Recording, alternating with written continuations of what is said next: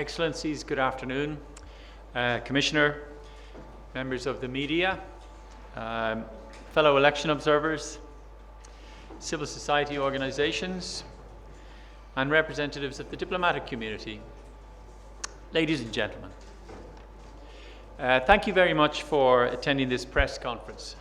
I'm very pleased to return to Nigeria to present the final report of the European Union Election Observation Mission on the 2023 Nigerian elections.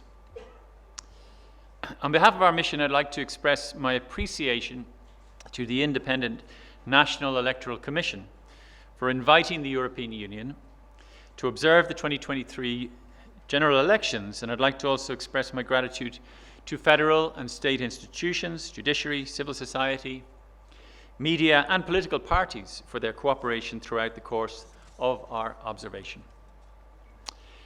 The EU EOM final report contains a detailed analysis of all stages of the federal and state level elections, from the candidate registration process to collation and announcement of results.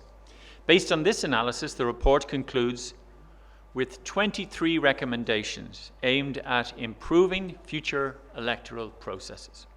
Among these 23 recommendations, we categorize 6 as priority recommendations.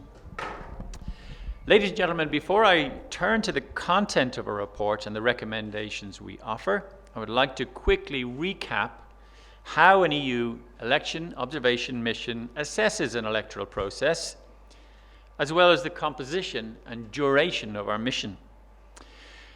Following an invitation from INEC, the EU EOM deployed from the 11th of January to the 11th of April. Our mission comprised a core team of 11 analysts based in Abuja and 40 long-term observers deployed across all 36 states and the Federal Capital Territory. For the 25th of February election day, a total of 110 observers from 25 EU member states, as well as Canada, Norway and Switzerland, participated along with a 7-member delegation from the European Parliament. For the 18th of March elections, the mission deployed 63 observers. During the course of the elections, the mission issued 2 preliminary statements on the 27th of February and on the 20th of March, respectively. Both statements are available on our website. Our preliminary statements and this final report are based on the analysis of compliance with Nigeria's regional and international commitments for democratic elections. This was the 7th EU election observation mission in the country since 1999, attesting to the EU's strong commitment to Nigeria's democracy. So let me now turn to some of the key findings in our assessment of the elections, as detailed in our final report, and in particular around the aforementioned 6 priority recommendations. In the lead up to the 2023 general elections, Nigerian citizens demonstrated a clear commitment to the democratic process. That said, the election exposed enduring systemic weaknesses and therefore signal a need for further legal and operational reforms to enhance transparency, inclusiveness, and accountability. Positively, Nigeria has signed up to key regional and international commitments for democratic elections.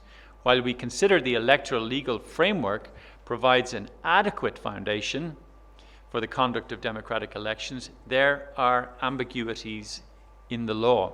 For example, the Electoral Act 2022, which had its first test in a general election in 2023, and other legal instruments evidenced gaps in terms of transparency, accountability, and inclusivity, and left room for uncertain implementation. For that reason, we recommend, and this is our first priority recommendation, to protect the interests of voters through certainty of law for all stages and aspects of electoral processes by eliminating from electoral law and regulations errors and ambiguities to avoid potential for confusing interpretations and ensuring the revision processes are inclusive.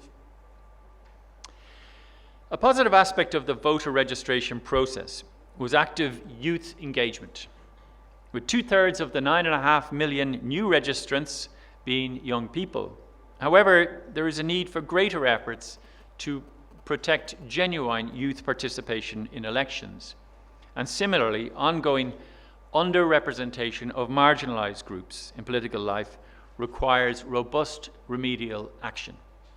Overall, the collection of permanent voter cards was adversely affected by poor institutional planning and a lack of transparency. To ensure the accuracy and inclusiveness of the voter register, an external independent audit would be beneficial. The campaign was competitive, with freedom of assembly largely respected, as evidenced by the nationwide conduct of rallies. However, challenges such as the naira, cash, and fuel scarcity and incidents of orchestrated violence were observed to hamper some campaign activities and to reduce attendance. In addition, the mission recorded cases of undue interference by governors, while the campaign was also marred by internal party conflicts. Personality-focused canvassing and misuses of incumbency by governors tilted the playing field, leading to increased polarization, driven by divisive rhetoric based on ethnicity and religion. Candidates' prospects to meaningfully campaign also were negatively impacted by a high level of disputes resulting from candidate registration. The mission noted well over 1,000 pre-election court cases, some negatively impacted or overlapped with the polls. Our mission recorded more than 100 campaign-related violent incidents, including, tragically, assassinations. These and other criminal acts obstructed the campaign, disrupted the elections, and suppressed voter participation. Weaknesses in the legal framework for these electoral offences and others, such as misuse of state resources, intimidation, and vote buying, contributed to inadequate enforcement. Key state institutions, including INEC, but also political parties, failed to tackle these problems. Coming to our second priority recommendation, we consider there is a pressing need to address impunity for electoral offences through robust, well-defined and effective interagency coordination governed by clear rules on non-partisanship, optimization of resources, delivery of effective investigation and sanctioning, and provision of regular public consolidated information on outcomes. INEC introduced some very positive measures early in the electoral process. For example, it increased the number of polling units and established a system of electronic accreditation of party agents, media, and observers. Public confidence, however, in INEC was severely damaged on the 25th of February due to its operational failures and lack of transparency. While some corrective measures introduced before the 18th of March elections seemed to have a positive impact, overall trust was not restored and eventually led civil society to call for an independent audit of the entire process. However, there is no legal requirement for qualification and merit-based appointments of the positions of INEC Commissioner or Resident Electoral Commissioner. Prior to the elections, selection processes were questioned, leaving the institution vulnerable to mistrust. We believe that these vulnerabilities can be effectively addressed by, and this is our third priority recommendation, establishing a robust operational framework for the independence, integrity, and efficiency of electoral administration through an inclusive and publicly accountable mechanism for selecting candidates to the posts of INEC commissioners and recs based on clear criteria of evaluation of merits, qualifications, and verified non-partisanship. A number of key issues hindered freedom of expression and limited voters' access to diverse information. For example, analytical reporting was limited due to self-censorship by state-level outlets who feared retribution from governors. Fines were imposed by the broadcast media regulator without due process. We are also seriously concerned journalists faced attacks and with little consequences for the perpetrators. Therefore, and our fourth priority recommendation. We consider it essential to afford adequate protection to freedom of expression by developing a comprehensive operational framework underpinned by the skills and means for ensuring prompt investigation and prosecution of all types of attacks against media practitioners. Positively, the media raised voters' awareness, fact-checkers stood up against disinformation, and media outlets extensively covered the campaign, providing equitable exposure to both the APC and PDP. Disappointingly, politicians avoided answering merit-based questions during interviews and instead engaged in party infighting. While social media was an important tool for information exchange, campaigning and mobilization, misinformation was massively spread. Additionally, we noted legal provisions such as the Cybercrime Act had the effect of encouraging self-censorship, and we therefore consider amendment of the legislation is needed to safeguard freedom of expression. Detailed operational frameworks to strengthen inclusion are needed. For example, we found that persons with disabilities could not always access polling units and assistive devices were rarely available. Data on registration and voting by internally displaced persons was not published. Women's political participation in Nigeria is not in line with the country's international commitments and provision of equality. The number of women participating in the process evidences a worrisome trend of decline since 2007. Only one woman contested among 18 presidential candidates, and there were no nominated female running mates. Only 2 women contested among governorship candidates. The government and major political parties again failed to tackle exclusion and discrimination against women, despite the national gender policy target of 35% of women in appointed and elected positions. Women candidates at all levels of elections barely reached 10%. And coming to our fifth priority recommendation, this long-standing discrimination demands urgent and robust affirmative action to ensure meaningful women's representation through special measures in line with the Beijing Principles and Nigeria's national gender policy to increase the representation of women as candidates and in elected office. Further supported by cross-sectoral, intensified and substantiated capacity building and sensitization to eliminate discrimination. So while the 25th February elections were held on schedule, a lack of transparency and operational failures reduced trust in the process and challenged the right to vote.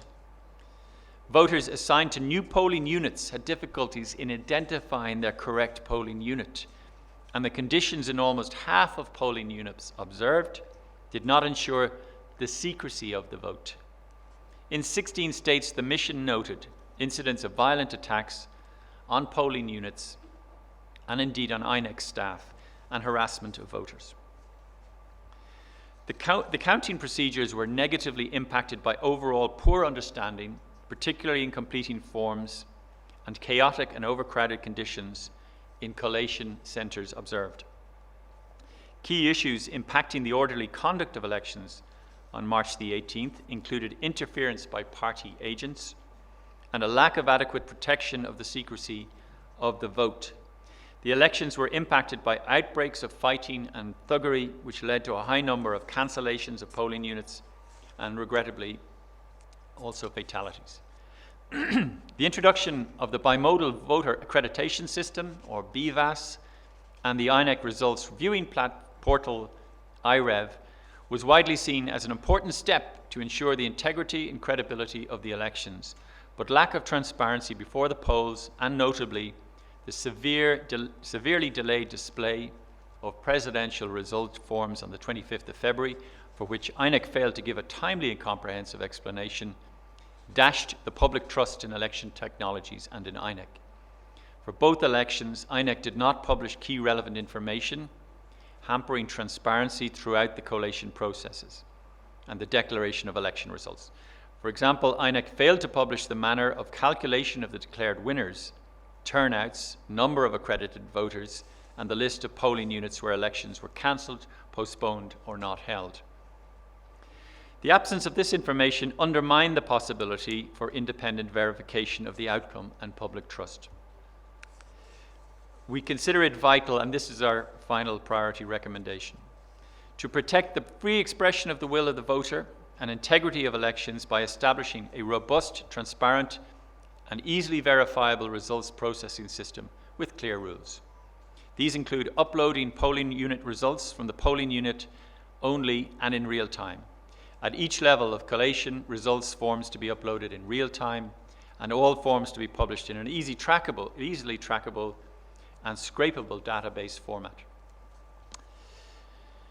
All 23 recommendations, including the 6 priorities I've just outlined, are primarily addressed to key stakeholders, including INEC, the National Assembly, the government, political parties, and civil society involved in electoral reforms.